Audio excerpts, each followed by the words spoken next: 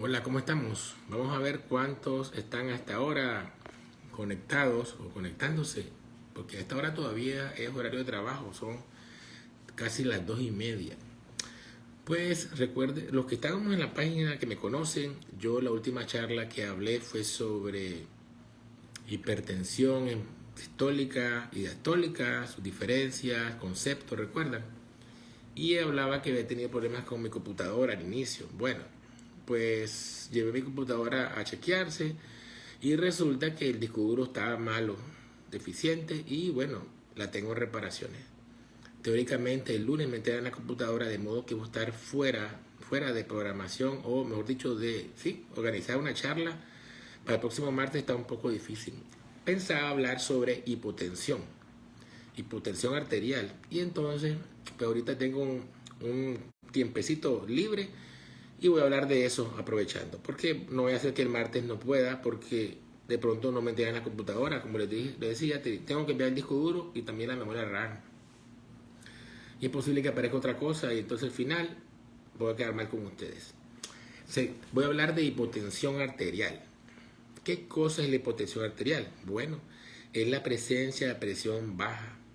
¿Cuál es el valor que se define, diríamos, como consenso, ¿no? Como presión baja? Es cuando la presión sistólica es menos de 90 y la diastólica menos de 60.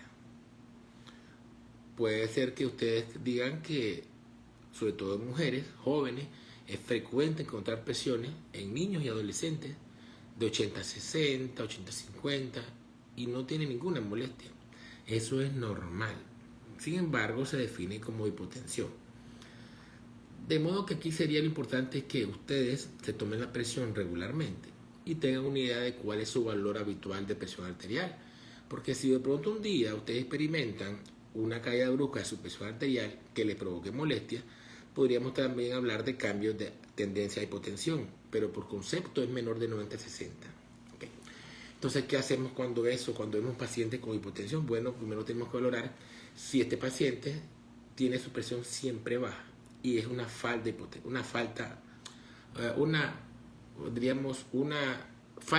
hipotensión. Porque hay personas que nunca se toman la presión y de pronto vienen un día a la consulta y nos dicen que tienen 90-70, que se asustaron, que tienen taquicardia, de pronto una frecuencia 100, que no es nada, y que les preocupaba porque le dijeron que tenían presión baja, y vienen a verse porque tienen temor que les ocurra algo al corazón. Cuando les preguntamos si esa presión ha sido en ellos siempre, dicen que no saben. Entonces, y sobre todo son mujeres jóvenes. Entonces, en ese momento no sabemos cuál es su presión habitual. Se le mandamos le sugerimos a las personas que se tome la presión frecuentemente y así tener una idea de cuál es su presión promedio. Entonces, cuando vemos un paciente, entonces vemos si este cuadro que refiere es breve, como por crisis, o es permanente. Lo preocupante, o que requiere cierto estudio, es cuando el paciente nos refiere que estos cuadros de presión baja son repentinos y bruscos, y no es que él siempre está así, con su presión baja, ¿ok? O sea, en esto hay que delimitar los pacientes que no tienen ninguna molestia y otros que tienen molestia. ¿Cuáles son las molestias más frecuentes de hipotensión? Mareos, decaimiento e inclusive hasta pérdida del conocimiento de algunas personas. Entonces, pues en esto hay que ver, como les decía, varias preguntas que tenemos que hacer a los pacientes. La primera: causas más comunes de hipotensión brusca por crisis son las medicinas que el paciente toma o que de pronto no tomaba y alguien le dijo: tomate esto porque es para bajar de peso, tómate este té de naranja agria porque te quita la ansiedad, por mencionar ejemplos que me han dicho las personas. Entonces, son medicamentosas. En nuestra especialidad como cardiología, generalmente son asociadas a fármacos que nosotros mismos brindamos a pacientes con hipertensión. Se produce un paciente hipertenso que lo estamos controlando y vamos subiendo la dosis de fármaco. Puede ser que en algún momento, al agregar nuevos medicamentos, haga un cambio brusco en la presión arterial y genere en el paciente síntomas secundarios al cambio brusco de presión arterial a baja. ¿Estamos claros? Entonces, ¿cuáles son los fármacos que más dan hipotensión? Pueden ser cualquier antihipertensivo, cualquiera, pero también aquí muchos, sobre todo los diuréticos. Los diuréticos, hablo de furosemida, las tiazidas y los clorotiazidas, por ejemplo, causan en el paciente una pérdida de volumen a través de la diuresis, de la orina. Y esto puede hacer que si el paciente no compensa esto con ingestión de líquido, pueda presentar cambios bruscos de presión cuando se pone de pie, o que de pronto este paciente que toma fármacos para hipertensión tiene diarrea, tiene vómitos por una enfermedad que tiene, ¿no? Una virosis, por ejemplo, y sigue tomando sus pastillas para la presión. Entonces, el medicamento que baja la presión, más estas pérdidas que él tiene recientes, provocan cambios bruscos de la presión arterial con la siguiente mareo y hasta inclusive pierde conocimiento cuando se pone de pie o de pronto está sentada de pie y puede experimentar esta molestia. También es importante en pacientes de mayor edad los fármacos que son para la próstata, para la hiperplasia prostática. Hablo de aquellos que terminan en doxazocina, terazocina, que le llamamos los médicos bloqueadores alfa-adrenérgicos. Estos pueden también bajar la presión arterial, aunque son para próstata, y de pronto el paciente está tomando medicamentos para hipertensión, el urólogo se los manda y el paciente hace en la madrugada, a ponerse de pie, una caída por cambios bruscos de la presión arterial. Y como son personas mayores de edad, 70 años, 65 años, su cerebro no está acostumbrado a ese cambio brusco y experimenta pérdida de conocimiento. También los analgésicos, sobre todo los derivados del tramadol, ¿okay? Y también anticonvulsivantes también que usamos mucho actualmente para dolores neuropáticos, pregabalina, gabapentina, que se indican, pueden dar cambios bruscos de la presión arterial en las personas, mareo y, como decía, hipotensión. Entonces también importante cuando el paciente espontáneamente hace una dieta estricta solito y dice no voy a tomar de pronto todo sin azúcar o todo sin sal, y su organismo no se adapta tan fácil a esto. Entonces unas dietas rígidas sin prescripción por facultativo pueden provocar en nuestros pacientes cambios bruscos de la presión arterial y con ello hipotensión arterial. O sea, esto uno lo valora en la consulta, ¿no? Hacemos estas preguntas: ¿qué está tomando? ¿Qué condiciones le da? ¿Está tomando algún medicamento? ¿Le han agregado algún medicamento nuevo? ¿Está haciendo alguna dieta estricta? El paciente pues nos niega todo. O sea, vamos al siguiente punto, que es examinar al paciente. O sea, ¿qué buscamos nosotros en el examen físico de un paciente que nos dice que presenta cambios bruscos de la presión arterial? Bueno, su pulso es importante y su frecuencia cardíaca. ¿Por qué? Porque si la frecuencia cardíaca del paciente es muy baja, menos de 40 latidos por minuto, es probable que esto provoque presión baja también, y por eso él experimente los síntomas. Pero también, en algunos casos, en pacientes que experimentan taquiarritmias, hablo de taquicardias muy rápidas de más de 160, 180 latidos por minuto, la presión arterial puede disminuir, ¿ok? Y la presión arterial puede disminuir y entonces provocar, por supuesto, los síntomas. O sea, ritmos muy rápidos y ritmos muy lentos pueden provocar en cualquier paciente trastornos de la presión arterial a lo bajo.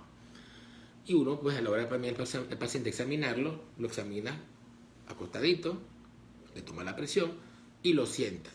Y ahí vamos a valorar lo que se llama hipotensión ortostática, que es un tipo diferente de hipotensión. Son pacientes que solo se les baja la presión al cambiar de posición arterial. ¿Quiénes son los más frecuentes? Las personas mayores, los que toman diuréticos, los que toman antihipertensivos. ¿Okay? Entonces eso también se explora y de paso se lo preguntamos: ¿en qué momento es que usted tiene esto? ¿Es cuando se levanta o es simplemente durante el día, mientras está mucho tiempo de pie, por ejemplo? ¿Es que se le baja, no? ¿O qué síntomas tiene alrededor de este cambio de la presión arterial? Todo eso nos ayuda a nosotros a tener una idea de qué puede ser. Y por supuesto también, importantísimo, las infecciones. Cualquier cuadro de infección que dé fiebre puede provocar en los pacientes presión baja. ¿Por qué? Porque en la fiebre hay una relajación arterial, le llamamos vasodilatación, y tiende a bajar la presión de las personas. Hipotensión durante fiebre, si es algo viral, pues tal vez no es muy importante, pero si es sostenida la presión baja, con síntomas en el paciente, sí puede ser sospecha de que una infección grave, una sepsis le llamamos nosotros, ¿estamos claros?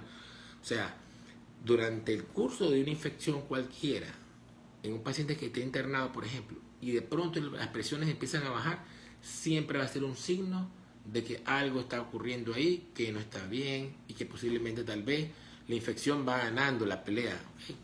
Pero esto es cuando hay infecciones. De pronto hay personas también que tienen trastornos hormonales, sobre todo mujeres. Hay síndromes en medicina que se caracterizan por una pérdida excesiva de sodio, de potasio de la persona, y eso trae cambios en la presión arterial porque son estos iones los que mantienen nuestro equilibrio, ¿ok? Equilibrio en la regulación de la presión sanguínea y también, por supuesto, el ritmo cardíaco.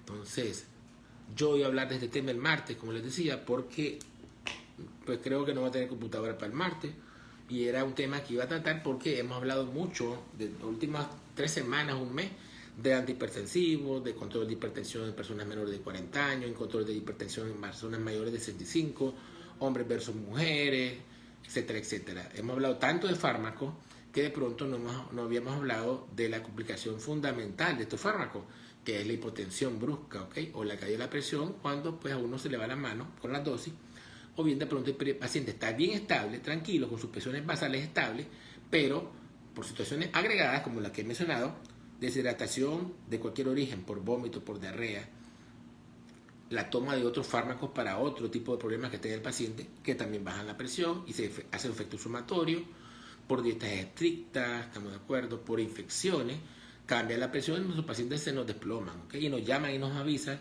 que están así, con tal valor de la presión, 90-60 por decirle algo, y que no lo toleran. ¿Qué hacemos en ese momento? Bueno, corregir la causa. Es importante que encontremos la causa de que origina el problema para que podamos tratarlo. Y en esos días que estamos corrigiendo una infección, una deshidratación, por ejemplo, deberíamos de suspender los medicamentos para la presión que no son, digamos, los indispensables. Por ejemplo, si un paciente que ha tenido un infarto, ¿okay? Y está tomando IECA, enarapil, lisinopril, que causan mucha hipotensión, igual que los ARA2, los sartán, Versatán, etcétera, pero también está tomando este paciente carvedilol, yo le suspendería el IECA o el ARA2, porque sé que son vasodilatores mixtos y me va a potenciar la hipotensión. No así con el carvedilol, que no tiene tanto efecto antihipertensivo. ¿Okay? Entonces, uno en esos momentos hay que dejar de suspender las medicinas para hipertensión y advertir al paciente que debe estar tomando su presión regularmente. Y cuando encontremos que su presión ya va estabilizándose alrededor de 120/70, pues podemos ir reincorporando de nuevo su tratamiento para la presión, pero de forma paulatina y no a las dosis que el paciente tenía previamente. Diríamos iniciar con la mitad de la dosis, a ver si hay tolerancia, y después, en una segunda oportunidad, dar la dosis que el paciente tomaba. Hace poco tuve un paciente, un señor que, voy a hacer el cuento, 75 años, yo lo conocí hace años y tenía en mi mente el señor, porque también atendía a su esposa. Y ambos tenían hipertensión severa resistente, 4 o 5 fármacos, presiones de 200, etcétera, etcétera. Y el señor se me perdió, nunca más lo volví a ver. Cuando viene ahora me lo traen por falta de aire, etcétera, etcétera. Le hacemos el diagnóstico de insuficiencia cardíaca reducida y empezamos a titular los fármacos, ¿no? Enalapril, carvedilol, espironolactona. Paciente en 3 semanas, en un mes, logramos titular las dosis máximas de los fármacos. Y me refiero al mes que se estancó, que aún sigue con disnea. La indicación europea de todos los países, la guía dice que si usted ya tiene un paciente con insuficiencia cardíaca, dosis máxima, el ARA2, y sigue con disnea, que falta de aire, lo que sigue es cambiar a sacubitril valsartán. Lo hice y no a la dosis máxima. Y el señor me hizo una hipotensión severa, 80-40, 80-50, por 3 y 4 días. Primero le dije a la hija que le suspendiera X medicamento, después el otro, al final le dije, suspéndaselo todo. Entonces, ¿qué? Y resulta, bueno, me fui a ver de nuevo a la consulta a la semana, ya andaba a 120/70, y yo revisando expedientes, me encuentro que el señor, en otro expediente que tenía de él, 7 años atrás ya me había visitado a mí por la misma insuficiencia cardíaca. 7 años atrás. Encontré un expediente, no sé cómo, de casualidad, y ya tenía ese diagnóstico. Y en esa época estaba hipertenso. Entonces, este señor, en esta consulta, 7 años después, me llega con presión normal, que conste, normal. Y por eso no me tomó los fármacos. Eso se llama hipertensión decapitada. ¿Qué cosa es hipertensión decapitada? Son pacientes que son hipertensos severos, cuya hipertensión provoca daño cardíaco grave, que es la falla cardíaca. En este momento, tan avanzada está la enfermedad que las presiones caen. Y cuando uno ve al paciente, lo encuentra con presión normal. De modo que en ese momento usted no sabe si realmente la causa de la falla cardíaca es por hipertensión, porque usted lo cuenta normal y usted no lo conoce. Empieza a tratarlo, y con el tiempo las presiones de este paciente vuelven a subir y usted se queda asustado porque dice, este señor, cuando lo vi por primera vez, no estaba con presión alta. ¿Y cómo es que ahora se le está subiendo con el medicamento? ¿Qué lo debería ser? Pues posiblemente sea un hipertenso decapitado. Se iba uniendo los cabos. Este señor, pues, cuando lo conocí hace tiempo, con presión alta, pues tenía cardiopatía hipertensiva, ¿ok? Ahora la tiene, pero mucho más avanzada, y por eso no me tolero los medicamentos. Y entonces sí sé que es por hipertensión el daño que tiene. Y desafortunadamente ya con 7 años de evolución, su pronóstico es peor, porque esta presión que tiene ya normal, baja, con tendencia a hipotensión, es propio de la enfermedad grave que tiene, que yo no sé sinceramente si vamos a poder revertir el daño cardíaco actual. Cosa que en pacientes con cardiopatía hipertensiva avanzada, grado 4, que hablamos de eso una vez, sí se logra cuando son hipertensos, pero cuando los cogemos realmente entre los 5 o 7 años de avanzar la enfermedad. Ya después de 8 o 10 años es más difícil. Okay. Entonces, bueno, yo voy a... Vamos a ver si alguien me ha escrito algo. Okay. Yo de todas maneras pensaba para la próxima charla hablar de términos sobre hipertensión arterial. Ya les expliqué uno lo que era hipertensión decapitada. Vamos a hablar de pseudohipertensión, hipertensión de bata blanca, ok. También vamos a hablar de, ok, vamos a ver si tenemos alguna preguntita de terminología médica para hipertensión, ok. Y eso va a ser pues el próximo tema, que tentativamente será el próximo martes. Solo espero que mi computadora pueda tenerla el lunes, que es como me la prometieron, pero yo haría ir haciendo búsqueda de información con mi teléfono, que no es lo mismo seguro. Doctor Hurtado, ¿en qué casos se dan los casos de hipotensión? Bueno, doña Dora, ahorita hablamos de los casos más comunes, ¿no?, de hipotensión. También hay fármacos, por ejemplo, todo, como les digo, es importante en el curso. En primer lugar, a qué persona le ocurre, y lo otro son los antecedentes de la persona. Por ejemplo, tengo una persona que va a ser sometida a quimioterapia o quimioterapia, porque tiene pues un cáncer. Y entonces la quimioterapia que van a aplicarle tiene alto riesgo de provocarle cardiotoxicidad. Sí, hay fármacos conocidos que son súper buenos para tratar el cáncer y curarlo, pero también son tóxicos para el corazón y provocan problemas de las coronarias, problemas de las válvulas cardíacas, insuficiencia cardíaca por daño al músculo cardíaco. Algunos inclusive, como la doxorubicina, provoca daño cardíaco evidente hasta los 5 años después que el paciente se aplicó la quimioterapia. De modo que los pacientes que reciben doxorubicina siempre van a tener que tener un chequeadito cardiovascular cada año, cada 2 años, y advertirles también a las pacientes de que los síntomas que presenten, taquicardia, falta de aire, pueden hacerlos sospechar que tiene un trastorno cardiovascular y deberían ver a su médico. O sea, tengo una paciente, es más, tengo un caso ahorita que me viene a la mente, una joven de 28 años que me contó que cuando niña tuvo un trastorno hematológico, no sé si recuerdo si era leucemia o qué tipo, recibió quimioterapia. Después que terminó la quimio, ya en la etapa de la adolescencia, le dijeron que tenía daño cardíaco, pero no tuvo mucho chequeo. Yo empecé a verla a los 26 años con un embarazo. Cuando le hicimos el eco tenía falla cardíaca, la contractilidad del corazón deprimida como un 40%. Su presión era 160 máximo. Ok, pasó.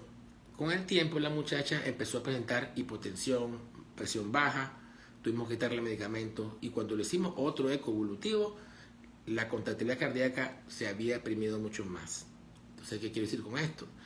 Que en el caso de esta joven, por los antecedentes que recibió quimioterapia cuando niña y teniendo en cuenta que los fármacos que utilizaron eran cardiotóxicos, asumimos que la causa del fenómeno de insuficiencia cardíaca es secundaria a este problema que tuvo en la infancia.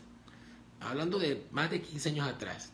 Si en este caso la hipotensión es secundaria a un daño cardíaco, como ocurre, pero porque tiene antecedentes.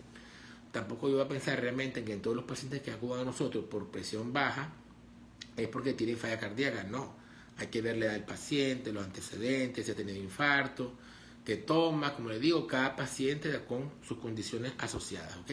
Que toma. Vamos a ver otra pregunta. Sí. Me preguntan, ¿con qué se controla la hipotensión? Buena pregunta. Porque a veces me han visto pacientes en la consulta. Doctor, ¿y qué tomo? Pues les cuento que para hipotensión no hay nada. Nada hay. Antes había aquí en Nicaragua unas pastillas que vendían hace 8 años que provocaba, no recuerdo qué mecanismo que él tenía, y que provocaba ciertas estabilizaciones. Tenía cafeína. Tenía bastante cafeína. Y eso pues estabilizaba un poquito la presión arterial. Hay personas que tienen una enfermedad que se llama hipertensión ortostática, en las cuales generalmente tienen mucha hipotensión con cualquier actividad y es insoportable para su vida. En esto se da generalmente esteroides, pero en Nicaragua no venden esos productos, en Europa sí. Los esteroides tienen sus complicaciones a largo plazo. ¿Cómo actúa el esteroide? Retiene en el cuerpo sodio y agua, y esto puede mantener un poquito la presión estable a un nivel que la persona no experimente los cambios por hipotensión y las molestias o inclusive los desmayos. ¿Qué le aconsejamos nosotros a las personas con tendencia a hipotensión? Que coman con un poco más de sal que lo habitual. Cosa que no recomendamos a un paciente con enfermedad cardíaca. Le decimos que coman con sal. También les aconsejamos que mantengan siempre una buena ingestión de líquidos durante el día. ¿Por qué? Porque el calor, la sudoración puede hacer cambios bruscos de su presión sanguínea, cosa que no ocurre en personas promedio, ¿ok? Estamos hablando de personas con condición especial que experimentan cambios de la presión arterial hacia abajo, hacia el descenso, con mínimos cambios de volumen circulatorio. Y esto puede ser por deshidratación, de pronto hice una caminata de 1 kilómetro o 2, sudo mucho, etcétera, etcétera. Cosas así inclusive, ¿ok? Tan simples que pareciera. Entonces, le recomendamos que coman más sal en su dieta, que se hidraten mejor, que eviten la sudoración excesiva, pero que se hidraten. Y también ejercicios isotónicos. ¿Por qué? El ejercicio mejora la contractilidad de los músculos de las piernas, y esto hace que el retorno de sangre de las piernas sea mejor hacia el corazón y él bombee mejor la sangre. Y también recomendamos que en las personas que se dan cuenta que la presión se la va a bajar porque tiene síntomas previos, por ejemplo, hay muchas personas que antes de desmayarse por hipotensión experimentan, ven chispitas, ven nublado, sienten como que se van en un túnel, dicen. En ese momento que todavía no está ocurriendo el fenómeno, les aconsejamos que hagan varias maniobras. Una se llama hand grip, que tengo en la mano el teléfono, ¿okay? Es apretar las dos manos fuertísimo, y esta maniobra, apretar mucho las manos, mantenerla apretada, puede evitar que se desmaye. Segunda maniobra es pegar sus piernas, entrecruzar sus piernas, ok, no puedo hacer la mueca, como una trenza, sus dos piernas, apretar, como que si estuviera orinándose una mujer, apretando las piernas durísimo, dando de pie, que conste, y eso igual puede evitar la sensación de desmayo y que pierda conocimiento. Y lo otro, si la cosa es irremediable y va para el piso, como dicen, se acueste y que levante un poquito las piernas 30, 40 grados, y eso basta para que la persona no pierda el conocimiento. Porque lo pierde cuando el flujo cerebral se afecta, ¿ok? ¿La presión alta puede dar mareo? Sí. Desgraciadamente el mareo puede ser por presión baja o presión alta. Y también usted puede estar normal y tener mareo también. Aún, inclusive, no puede tener nada con la presión. Dice Silvis, 90-60, 99-60 es normal. Ahí estás en el límite. Pero puede ser, Silvis, que esa sea tu presión habitual. Si tú me dices que esa presión 99-60 siempre está bien activa, para ti es tu presión normal. Inclusive puedes tener a veces en reposo, tú misma, levantarte en la mañana, recién despierta, puede ser que sea 80-60 y tú no te sientes nada. ¿Estamos claros? Entonces, diríamos que tu presión promedio es baja, pero no tiene síntomas hipotensivos. El 90-60 es como convenio, para uno pues tener un valor, igual que la hipertensión, hay un convenio que es 140/90, estamos claros, para arriba. Aquí hay un convenio, un acuerdo que es 90-60. Menos que eso se habla de hipotensión arterial, ¿ok? Realmente, importante, aquí hay algo importante. La presión que va a dar molestias de mareo, decaimiento y hasta pérdida de conocimiento es la sistólica, cuando está menos de 90. La diastólica no. O sea, su diastólica puede estar en 50, 55 y usted no va a experimentar ninguna molestia.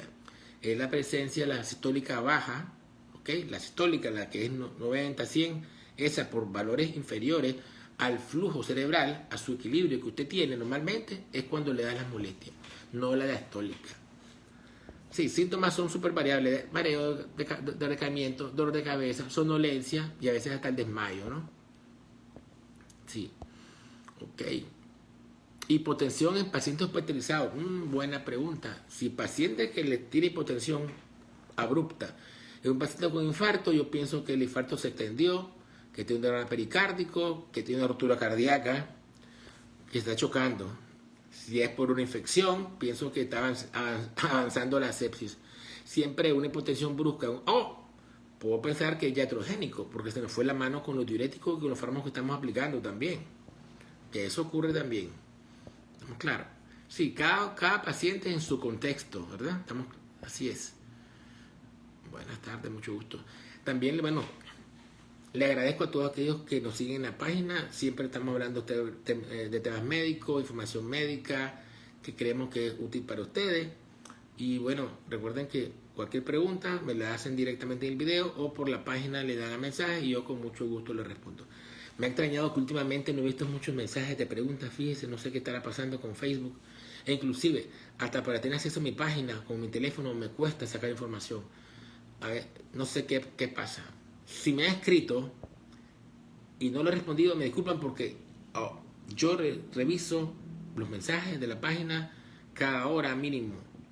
Es más, cada vez que tengo un tiempo. Y ahorita no tengo ningún mensaje ni comentario pendiente, según lo que yo veo con la aplicación de mi teléfono de Facebook para la página. Que conste, ¿ok? Ningún mensaje pendiente tengo. Bueno, mira, dice Estrella que ha tomado fármacos para la depresión y la ansiedad. Buena cosa. También los fármacos antidepresivos pueden provocar en las personas un poco de hipotensión, sobre todo al principio. Buena esa. Y más si lo combina también en una persona susceptible con fármacos para dormir. Es raro que una pastilla para dormir, sobre todo la benzodiazepina, clonazepam, bromazepam, Lexotan, etcétera, etcétera, den hipotensión. Rarísimo. Pensaría que sinceramente es otro medicamento. Ok, dice que no entendí, Gabo. Dice que porque, claro, ok. Correcto, Gabo, lo que acabas de decir. Dice Gabo que no entienda. No, ya entendiste. Correcto, Gabo, perfecto, así es. Dice Gabo que le entendió ahora que claro, porque cuando uno va a tomarse la presión y chequearse que no ande alta, las enfermeras le dicen que tiene que poner las piernas separadas y relajadas y no apretadas y entrecruzadas, porque eso sube la presión, Gabo, correcto. Por eso es una medida que puede ayudar a más o menos mantener la presión a un nivel en personas que tienen tendencia a hipotensión. No es que va a provocar hipertensión, pero por menos evita que te desmayes y te sientas mal, ¿ok? No hay fármacos, Jesús, para subir la presión arterial. Lo que uno recomienda son medidas no farmacológicas. Una dieta con un poquito más de sal, hacer ejercicio importante, evitar la deshidratación arterial, no tomar fármacos al mismo tiempo que pueden provocar cambios de presión arterial. Por ejemplo, mire, me acabo de recordar los antihistamínicos que se usan para coriza. Los simples, de fenmetrina, por ejemplo, puede dar a algunas personas tendencia a la hipotensión. Porque también hay algo importante. La susceptibilidad de cada persona es diferente. Hay algunos que no les da absolutamente nada, pero a otros sí les puede provocar este cambio. Por eso hago hincapié de que es importante ver a la persona y en qué momento se produce esto. Dice, Natalie tiene 140. Bueno, Natalie, hasta ahí es normal, 140,60. Bueno, pero va al comentario.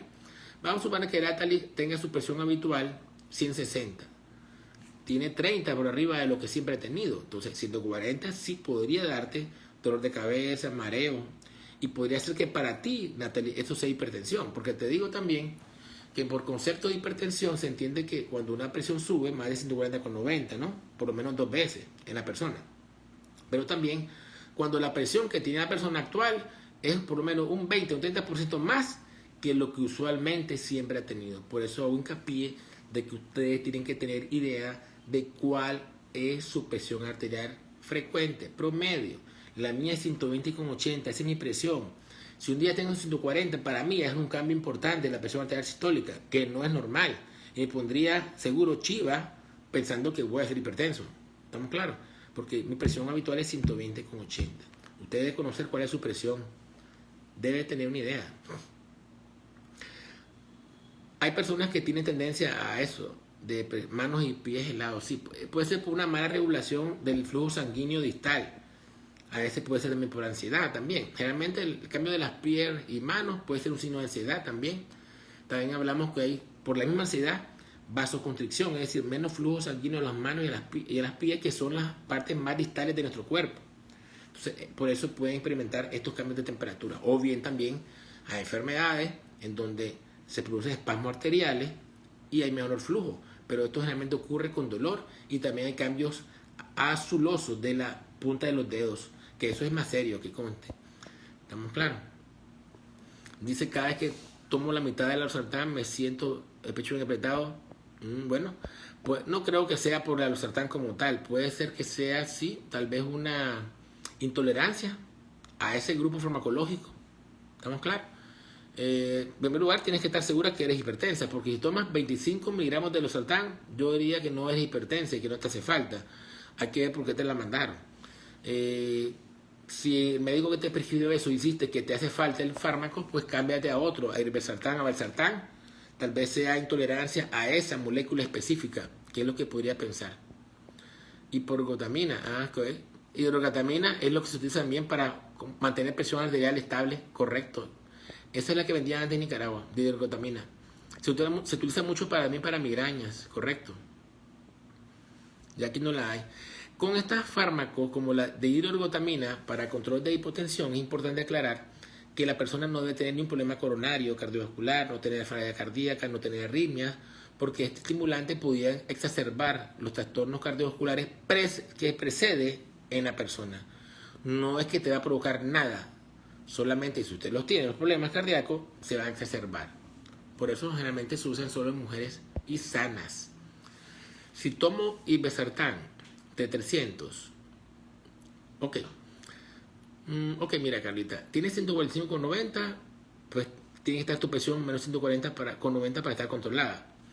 Si tú me dices que por esos 5 minutos de mercurio vale la pena subir la irbesartán, te diría que no. Te exhortaría a que hagas más ejercicio, mejor dieta, peso adecuado, y tal vez con esas medidas no farmacológicas logras bajar la presión arterial a un valor de controlado y te evitas subir más los fármacos. Porque también a veces en los pacientes hay un tipo de, diríamos, de acomodo. Esto no es una guerra, como le digo a los pacientes yo, una lucha, una competencia de que no se preocupe, usted haga lo que quiera, que la presión le suba y yo le voy dando más medicamentos. No. Entre más fármacos, más riesgo de efectos adversos, más seguimiento. Mejor usted échala toda con las medidas no farmacológicas y tal vez la presión se normalice. Sí, lo otro es que debes de verificar tomándote la presión frecuentemente, unas 2 veces al día, en la mañana levantarte y antes de acostarte.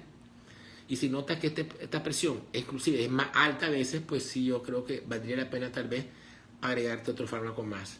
Porque 5 milímetros de mercurio prácticamente no es relevante. Hay que ver las condiciones que se tomó la presión. Tal vez ella estaba estresada, tensa, había tomado mucho café previo, etcétera, etcétera. ¿Ok? Entonces, bueno, ya creo que nos entendimos un poco más de la cuenta. Entonces, si les gustó, pues les pareció interesante, la comparten. Y bueno, tentativamente el próximo martes a las 8 de la noche. Tentativamente. Ok, vamos a ver qué tema preparamos. Y bueno, cuídense mucho, por favor. Los hipertensos, dieta hiposódica, baja en grasa, mejorar calidad de vida con el ejercicio. Los que tienen tendencia a hipotensión y no tienen problemas cardíacos, pues mejoren su alimentación, un poquito más de sal. El ejercicio siempre es importante, pero no extenuante en los hipotensos, no a sudar copiosamente. Las pesas pueden ayudarles, las pesas, ¿okay? Que conten, muslo, de brazos, puede ayudarle a mejorar la presión arterial, porque el paciente que hace pesas, su presión arterial tiende a incrementarse más bien, mientras que hace ejercicio aeróbico, tiende a normalizarse y a bajar con el tiempo. ¿Estamos claros? Entonces, bueno, un abrazo a todos los amigos de Nicaragua, de toda Centroamérica y también América del Sur. Saludos y un abrazo para todos. Nos vemos hasta la próxima. Gracias.